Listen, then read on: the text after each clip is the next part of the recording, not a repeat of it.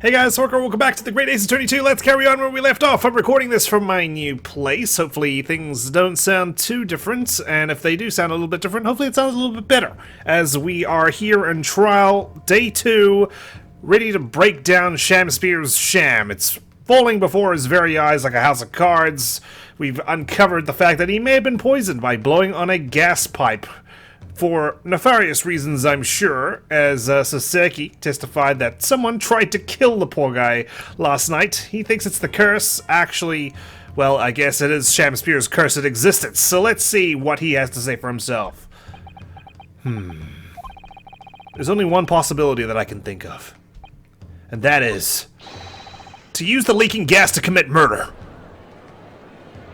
Only it backfired spectacularly. Order! Order! Counsel! Precisely whose life do you propose this man was plotting to end? The answer couldn't be simpler. Now we've unraveled the mystery this far.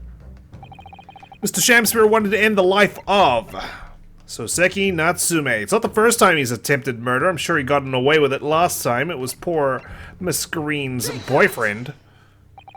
If a gas lamp were to go out, it would be noticed immediately, of course. But a gas stove, on the other hand, could be silently extinguished by the killer without anyone noticing. I live around those parts myself, so I know what it's like. I can tell you, trying to sleep without the stove lit is pretty much suicide. You'd freeze to death in no time. Mr. Garadeb, the landlord, has a large fireplace in his part of the residence on the top floor.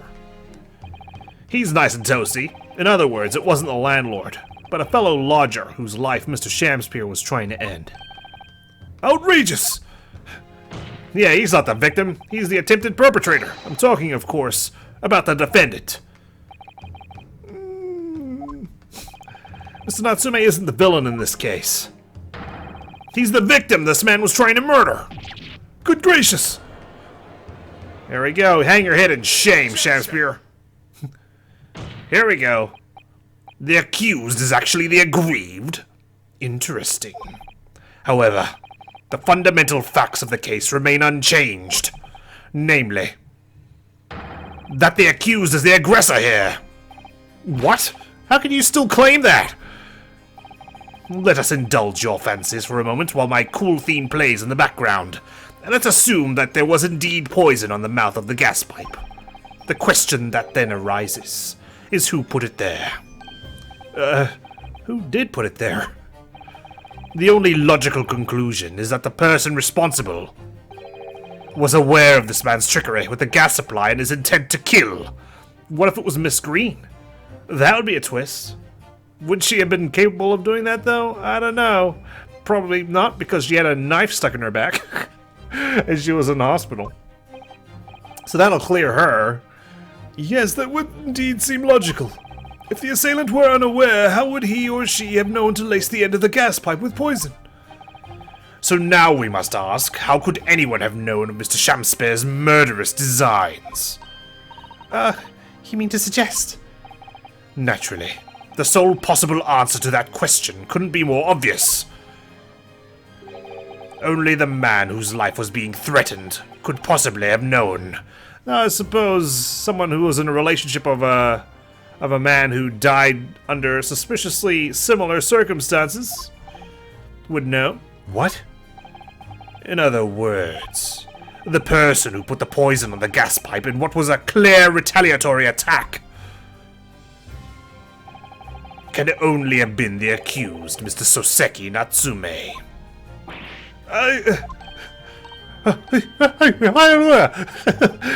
Whatever Mr. William Shakespeare may or may not have contrived to do, he was nevertheless the victim of a potentially lethal poison attack. And the only person who could have possibly perpetrated that attack is the accused, Mr. Natsume. The defense counsel's theorizing has failed to avert suspicion from the accused. Far from it. In fact, now that a clear motive for the poisoning has been successfully established... Don't give me that look, Van Zeeks, damn it! It's piercing me. That suspicion is greater than ever. Would you not agree, my Nipponese friend? God! Why you gotta turn my words against me? Every time. Oh, now everyone's talking. Goodness. I just can't go in for the kill, can I? Poor choice of words, of course, given this is a murder trial. How did he manage to turn that around on me so rapidly? Mr. Naruhodo, you must respond. Otherwise, the members of the jury may very well change their leanings against us again. And we'll have to do the entire summation examination one more time. And this may be our last chance to gain the advantage. What advantage? Well, it would seem that somebody put poison on the gas pipe in Mr. Shamspeare's room. So we must name that person now and absolve Mr. Natsume of guilt. You mean, name the true culprit?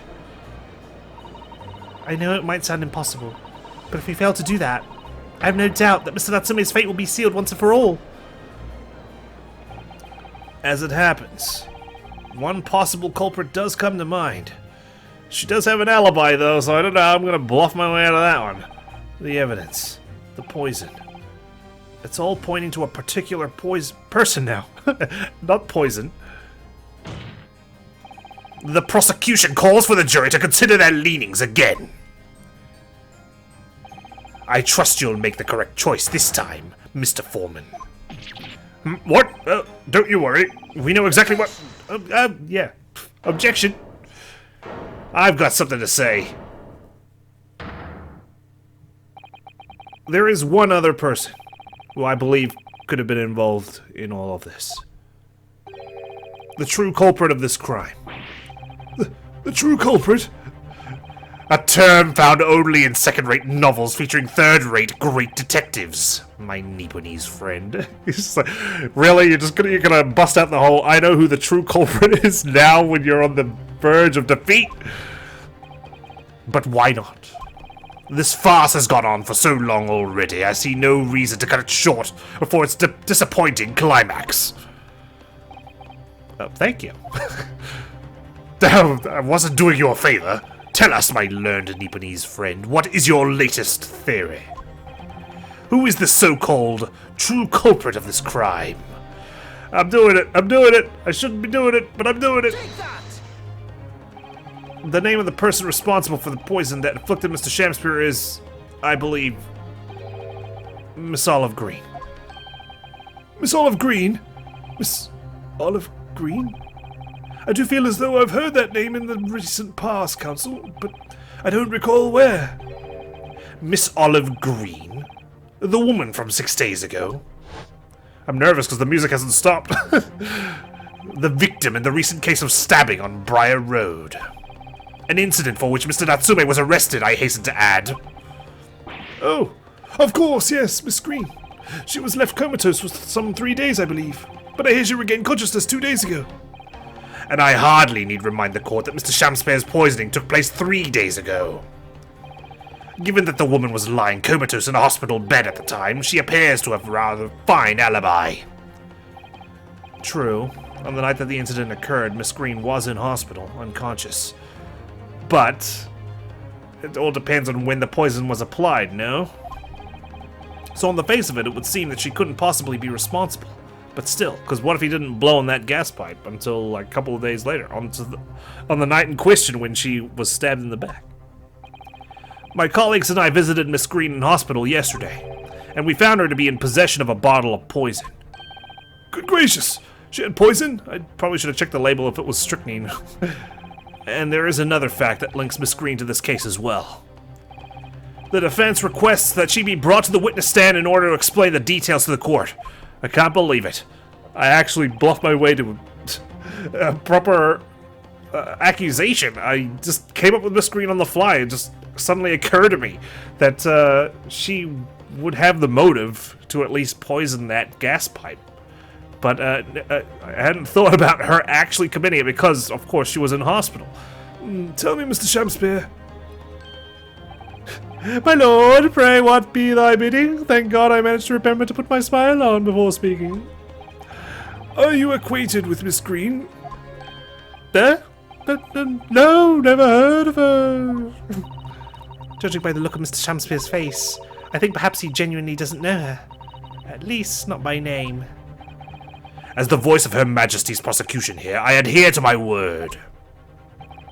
we will see my learned Nipponiese friends fast through to its conclusion. I appreciate that. The prosecution requests a short recess, my lord, in order to subpoena the witness and bring her here. Yes, Miss Olive Green. Indeed, my lord. 1 hour should be sufficient. Cool, I can have my sandwich. Very well, I grant the request. Excellent. I hope. The defense has made a most extraordinary accusation, I must say. But at the present time, I feel the prosecution's argument remains largely uncontested. Accordingly, I'm afraid the defendant and his culpability remain the sole subject of this court's attention. Thank you, counsels. We reconvene in 1 hour. Court is adjourned. Now, where's my soda pop? Alright, we've bought some time. To be continued now! So close last episode. I should have just pushed through, but you never know with these things, especially in a blind playthrough. Alright, sandwich in hand, let's continue. The 23rd of February, 11:32 a.m. The Old Bailey. Defendant's antechamber. Joyful, turbulent, jumping jacks! Oh, Mr. Natsume. I'm so pleased for you. I'm so pleased that you were a victim of attempted murder. Locum student Mr. Naruhodo, Esquire, and non-locum judicial assistant Miss Mikatoba, Esquires. Now, finally, at long last, there can be proof. Proof that I'm innocent, and proof that my tea is innocent. Oh, your tea's been deemed innocent already. Good morning, my dear fellows. I suppose it technically is morning. Herlock Sholmes! May you drink my tepid tea and fall forever silent. Oh, that's not something we should be admitting in the defendant's antechamber right now, Mr. Natsume. I thought the tea was innocent. Oh, Mr. Sholmes, you came. How wonderful. Please, save your derision. I know what you're all thinking. Good morning, he says, when it's very nearly time for luncheon. Your scorn is written clearly across your faces. Nobody said or thought anything of the sort. Well, I mean, Ryunosuke, come on, let's be honest. You're thinking it. The truth is, I was determined that today would be the day. As sleep seduced me last night, I thought. Tomorrow, for once, I shall not oversleep. I'll rise early and be present in court to support my companions. Such spirited determination is a beauty all of its own, does it not? Oh, yes. And then I began to muse on the subject. Why do people oversleep? I queried. Why, time after time, do they make the same foolish blunder? And the answer came to me at once. It's so delightfully simple. People oversleep because they sleep. Yes, I suppose. That is why I tend to oversleep, because my eyes are closed, and I am in the arms of Morpheus, so to speak. Also, the blankets are comfy. Well, is that not an astute insight into the matter? Oh, yes. Even Susato doesn't know what to believe anymore. Upon which realization, I attempted an experiment. I didn't sleep a wink all night. And the results? By first light, I was exhausted, and began to be assailed by fits of drowsiness. Shocking. And so, the conclusion of last night's experiment is this. A good night's sleep is quite simply essential. Yes, I think most of us probably knew that already. Thank you for that great deduction. What others presuppose, I prove by experimentation. That, my dear fellow, is the scientific method. Well, thank you for scientifically proving it. Yes, and one more thing. Do you remember this? Yes, of course. It's the poison that Miss Green was about to drink at the hospital yesterday. Oh, you didn't manage to... It was a laborious task as the bottle was near empty. But such inconveniences do not hinder Sholmes.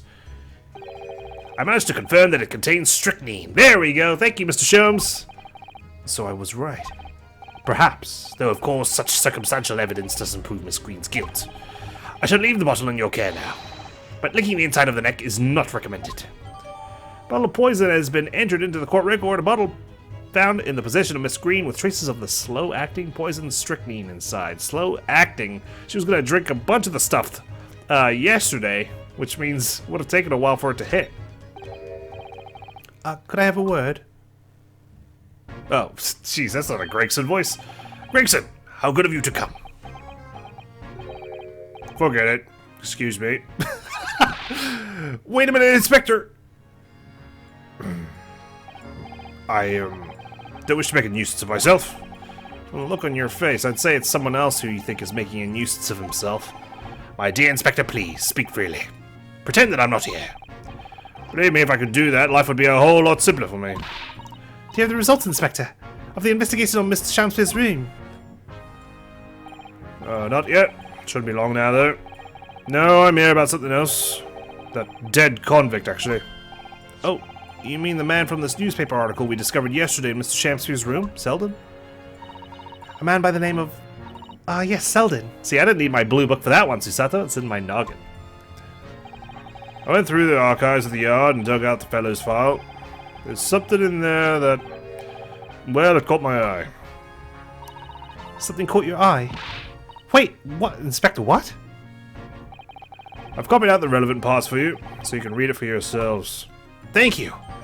The capital offender's file.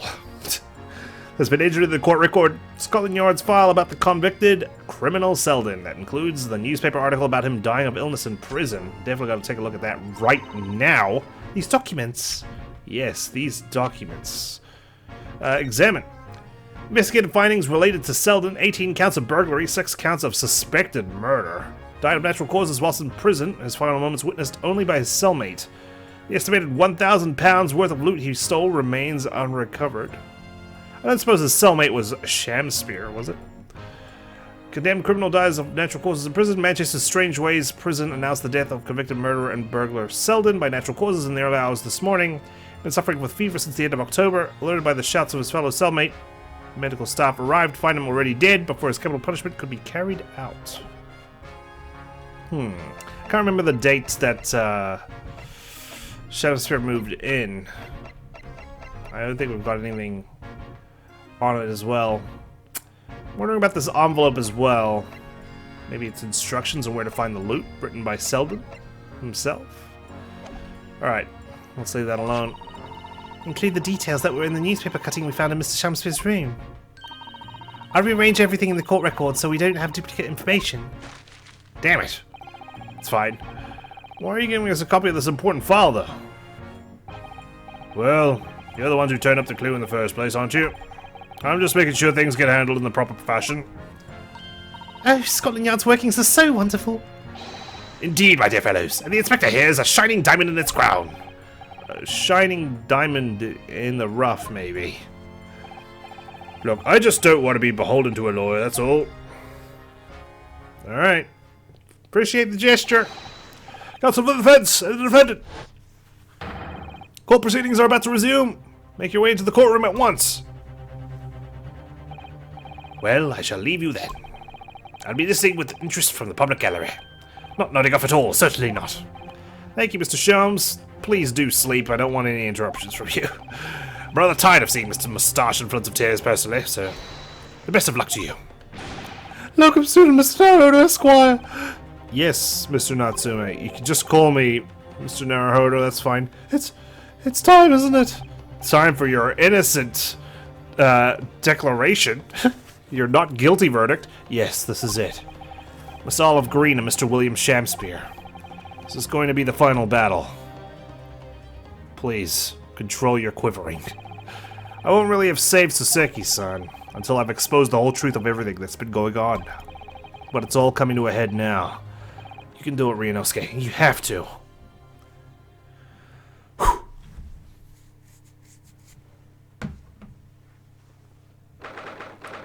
23rd February, 12:30 p.m. The Old Bailey courtroom. Alright, we're back. In the name of Her Majesty the Queen, I hereby declare this court to be in session again now. Before the recess, we heard a most startling accusation from the defense. Thank you for the recap, Judge. Namely, that the victim of the case we heard here only a few days ago was the true perpetrator of this incident. A reckless, rash, and prejudiced charge of wrongdoing, in my opinion, my lord. However, the prosecution has tried to extend every courtesy to this amateur newcomer from dubious eastern shores. Thank you. I was gonna keep showering him with gratitude. Maybe he'll get put off by it for that backhanded consideration. A rather cold assessment from the honourable British prosecutor, I must say. So, Lord Van Zeeks, is the new witness present and ready to take the stand? Ready and waiting in the witness's antechamber, my lord. Very well. Bailiff, bring the witnesses in. Witnesses. Alright, let's take the stand together, are they? Oh, great. Sheesh. Witnesses, state your names and occupations for the court, please. William Shakespeare, my liege. For mine occupation, I can say only that I be a tragic victim, to be pitied. Currently unemployed, in other words.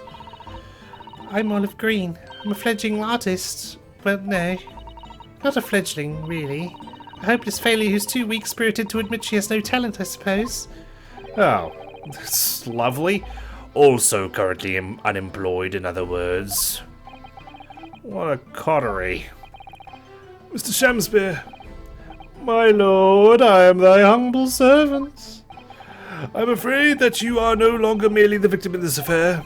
The possibility has been raised that you are in fact the assailant, intent on taking the life of your fellow lodger. The part you have played in this whole business will be thoroughly scrutinized, I assure you. I would for naught else, my lord. And Miss Green, Yes? you are aware of the reason you've been summoned to this courtroom today, I presume? Yes, the officer did explain. He said I poisoned this ridiculous buffoon. Whoa. Okay. And do you accept the charge, Miss Green? I don't know anything about any poisoning. And I don't know anything about this man, apart from the fact he's a buffoon. Come, lady, die to live. Verily I know not thy prickly pigmented personage. Very well, let us proceed with the matter at hand. That being to ascertain whether or not Miss Green has any involvement in this affair. It's all very strange. Very strange indeed. Why would you suspect me? I barely ever go to the East End anyway. It so happens that I passed by that neighbourhood 6 days ago, that's all. And on the night that this man was poisoned, I was still in hospital, fighting for my life. Yes, having been unfortunately caught up in the incident on the street outside the Garrideb household. Yes. An incident that rendered you unconscious for some 3 days. Interesting that we got, like, intertwining cases now. From across different games, too. I was struck in the middle of my back by a knife, through no fault of my own, and now I'm under suspicion? What other irrelevant things might I be suspected of? It's all very disturbing. Your energies may be better spent worrying about random knife attacks, I feel, Miss Green. It's raining knives. At this point in time, all that appears to connect you with Mr. Shamspeare's lodgings is the Briar Road incident of 6 days ago. That's why. We would like you to testify formally now about exactly what happened. Oh no! The incident 6 days ago? You mean you want me to relive that awful accident? Unfortunately, yes. Please tell the court what happened that day. And of course, we will be interested to hear from you about your movements that day too, Mr. Shamspeare. Huh? But what happened 6 days ago has nothing to do with me being poisoned. What did happen 6 days ago? Let us proceed then. The witnesses will present their formal testimony to the court on the subject of the incident that took place on Briar Road the evening of the 17th of February. Here we go, let's do this. Both of you in the stand, go ahead. The evening of 17th February. 6 days ago, at about 5 PM, I was walking along in the snow when I was suddenly stabbed in the back. Coincidentally, it happened to be just outside the house where the men in this case have their lodgings. I was at the tavern on the eve of which thou speakst, for I had bespoke my supper. It was the first time I'd been in the area. I had a little matter to attend to, that's all.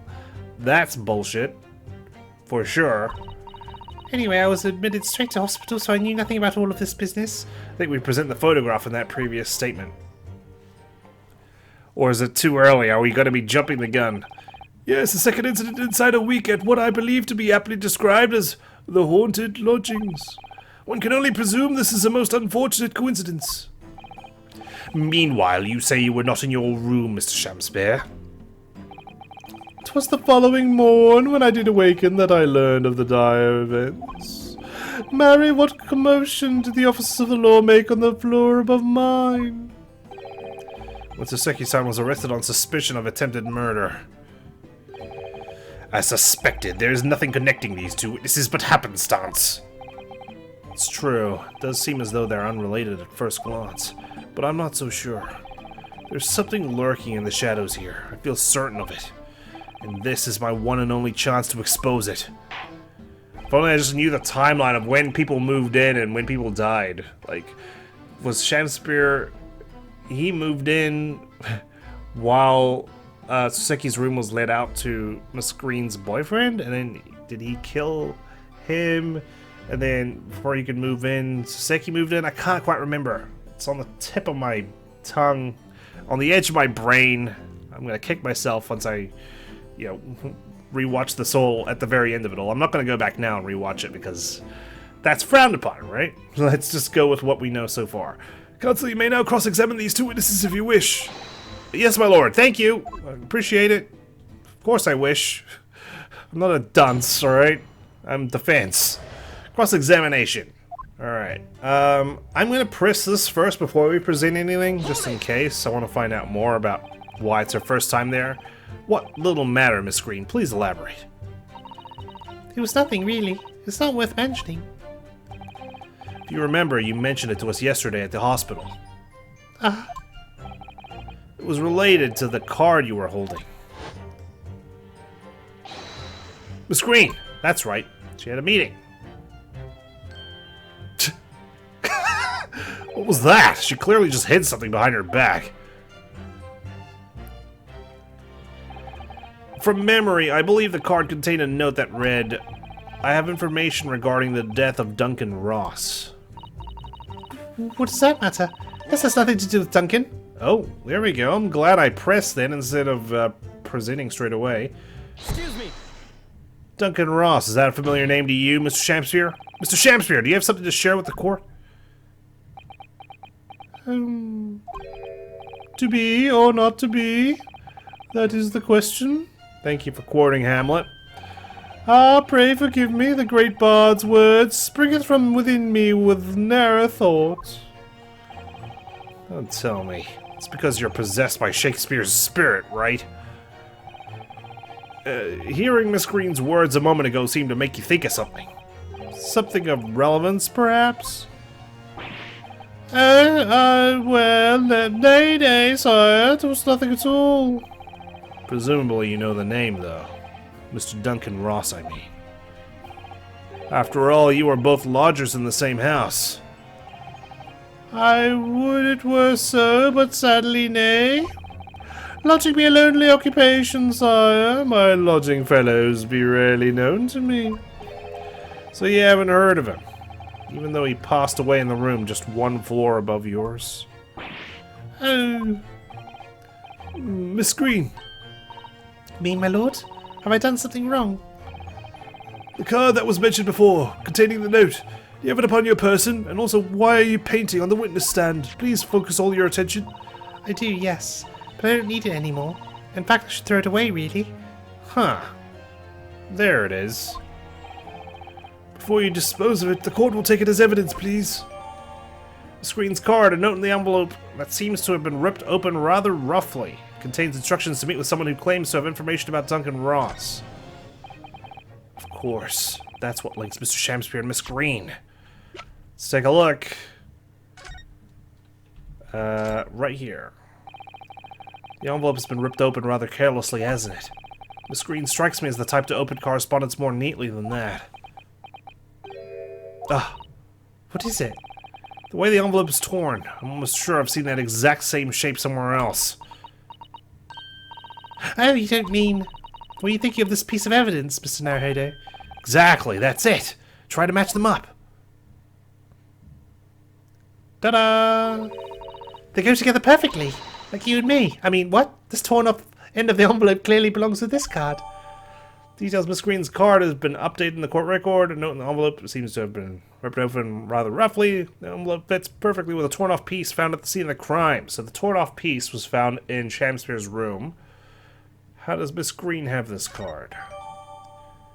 Torn off end of envelope, ripped piece of paper, or a ripped piece of an envelope that was found in Mr. Shamsky's room. Fits perfectly with an envelope in Miss Green's possession.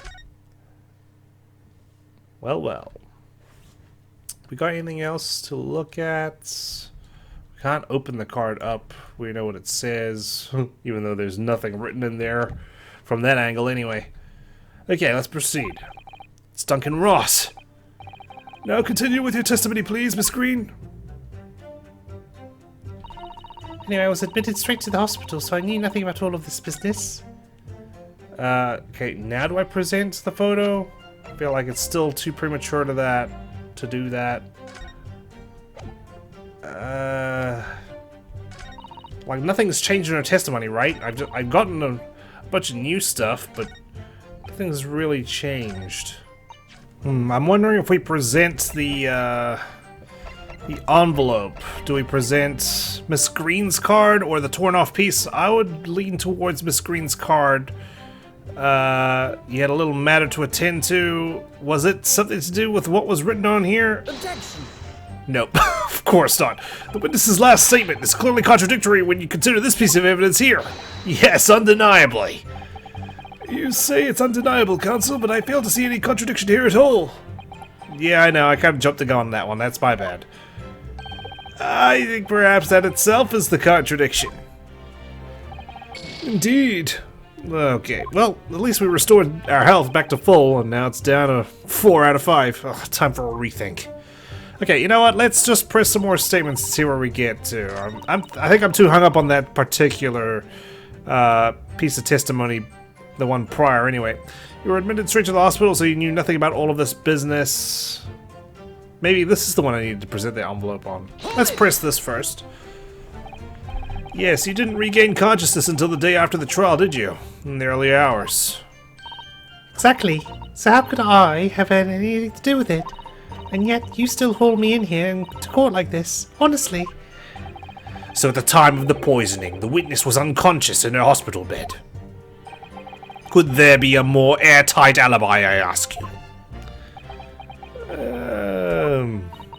And yet, in spite of that, you claim that I was the culprit. Well, don't penalize me, Judge.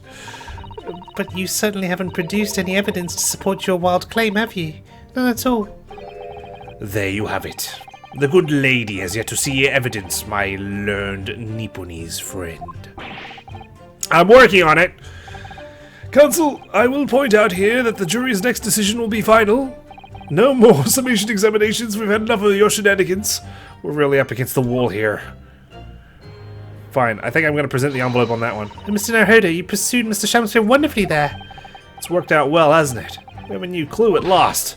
Alright, I need to pull off a really insightful objection somewhere. Well, as you've managed to expose this promising new angle, I wonder if you should perhaps try to develop that? Yes, of course. And yelling out objections isn't necessarily the best way to do that, I suppose. Okay, maybe we are to press some more statements then. I guess Susato's warning us, hey, now's not the time to be presenting evidence. Now's the time to keep questioning and see if we can cultivate any more court record items. 6 days ago, about 5 p.m., you're walking along the snow when you suddenly stabbed in the back. I figure we might as well just press every statement at this point. I'm well acquainted with the case. I'm sorry you had to go through that. It was awful. I still can't believe I was unconscious for so long. 3 days, in fact, you know. Just in case you forgot.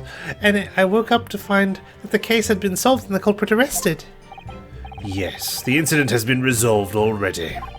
Perhaps it would help you to consider it a bad dream that ended with your awakening, and should now be forgotten. Please forget, because I did lose that particular case. Yes, I suppose so. Thank you. But before you put it completely behind you, Miss Green, I need you to remember the details one last time.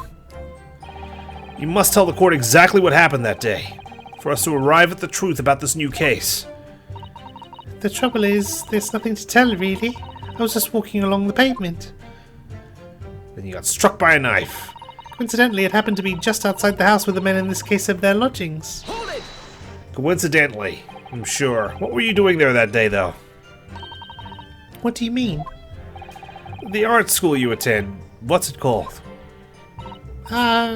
Yes, it's the Thorndike Academy of Fine Arts. According to Mr. Sholmes, that's just in the vicinity of Brixton Road, which is some 10 stops away from the scene on the underground.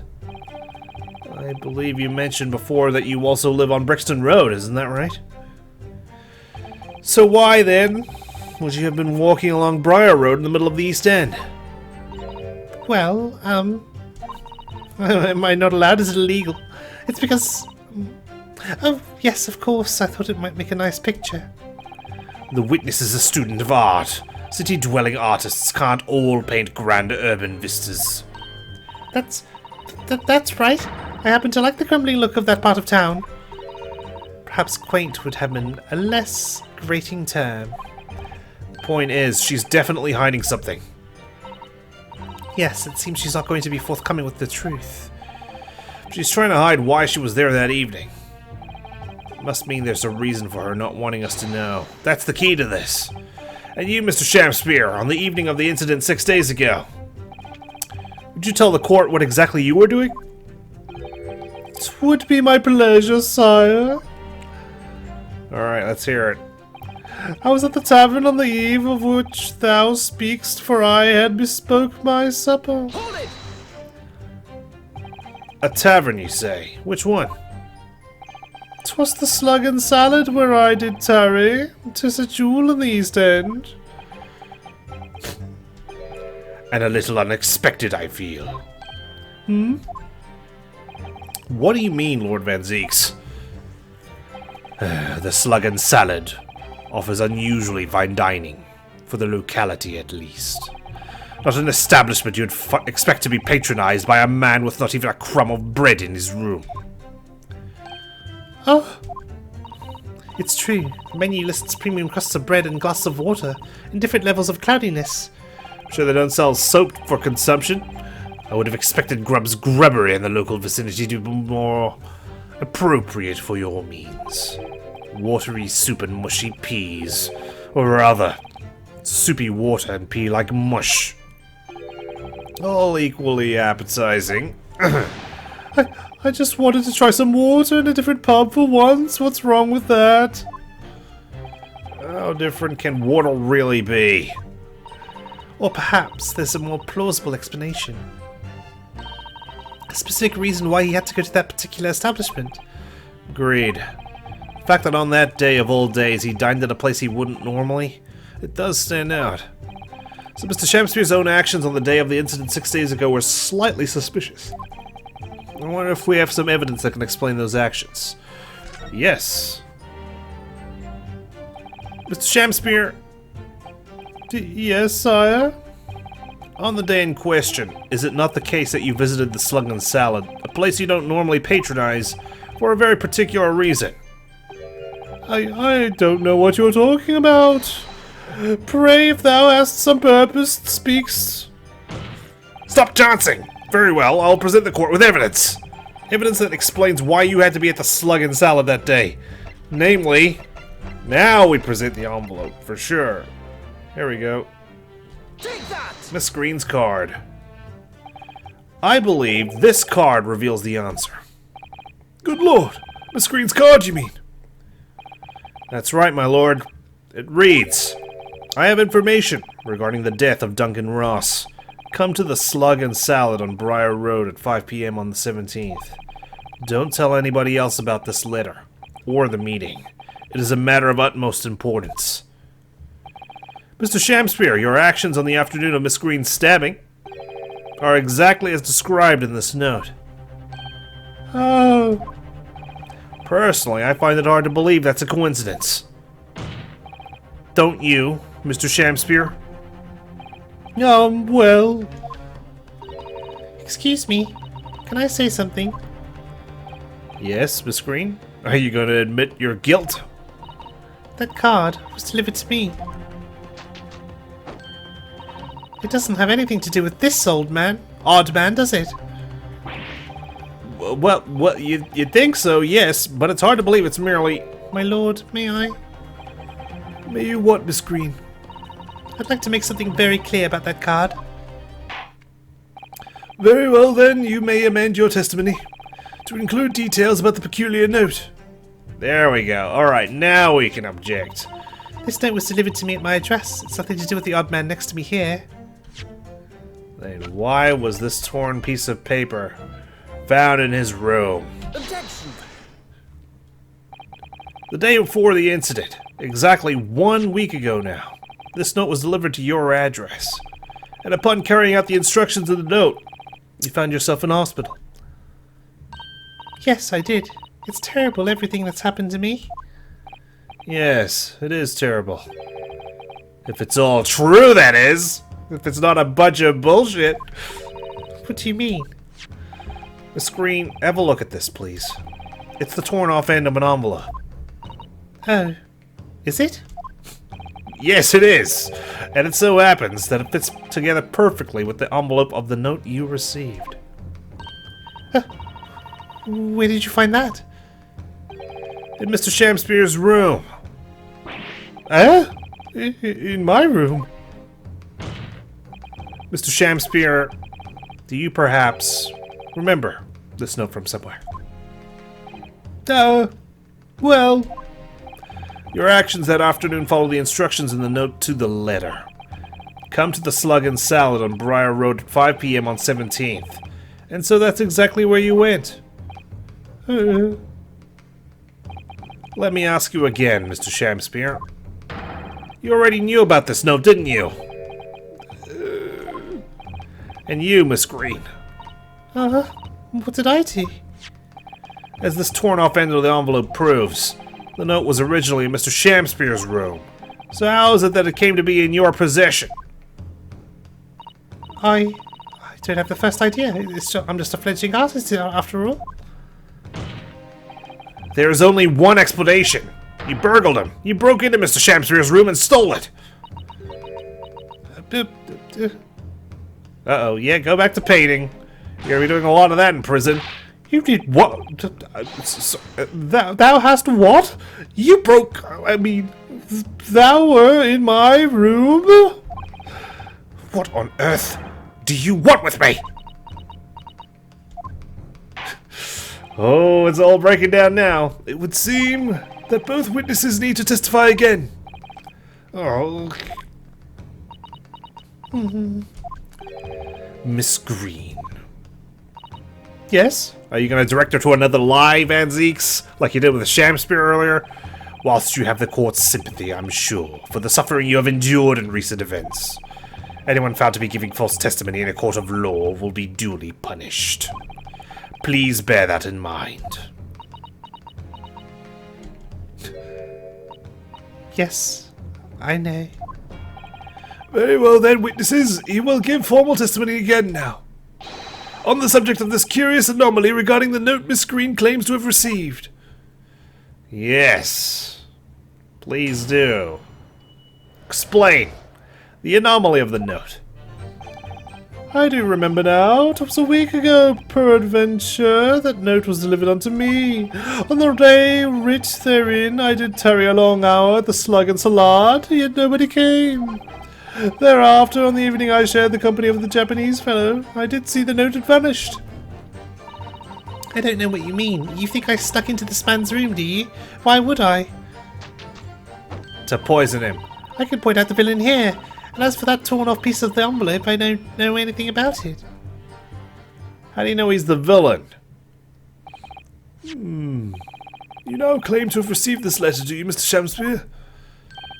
Faith, 'tis so, my lord, and I would swear to have set it upon the table in my humble lodgings. Yet, 'tis clear to me now that since I returned from the tavern that night, I have not laid eyes upon it. Well, that being the case, young lady, it would appear that your testimony was... A lie? Is that what you think? How unfair of you to think I'm the one lying. I beg your pardon? I'm just a fledgling artist, as I said, and fledgling artists don't lie. That note was delivered to me at my address. Besides, we all know who the liar around here is. That's true, Miss Green. How do you explain the facts? Plus, I'm sensing some severe hostility. This part of the envelope was, without question, found in Mr. Shamsphere's room. I don't see why I should explain. You're testifying, you're on the witness stand. You must explain. Sorry? I'm a fledgling artist. My job here is just to say what happened, that's all. It's your job to give the explanations and the proofs. You, the fledgling lawyer. The fledgling will do his best. Evidently, my learned friend's cross-examination is our only hope of learning the truth. Well, counsel, I suppose the only way to find out the truth is for you to cross-examine them. No other way. I'm ready, my lord. Very well, then. The defense will now proceed with the cross-examination of the witnesses. Miss Green clearly did break into Mr. Shamsphere's room. There can be no question of that. And that's how she acquired the note. Yes, two facts that are starting to lead me to a possible explanation for all of this. And it's not a pretty one. No, not at all. Okay. Another ball to untangle. Let's get this done.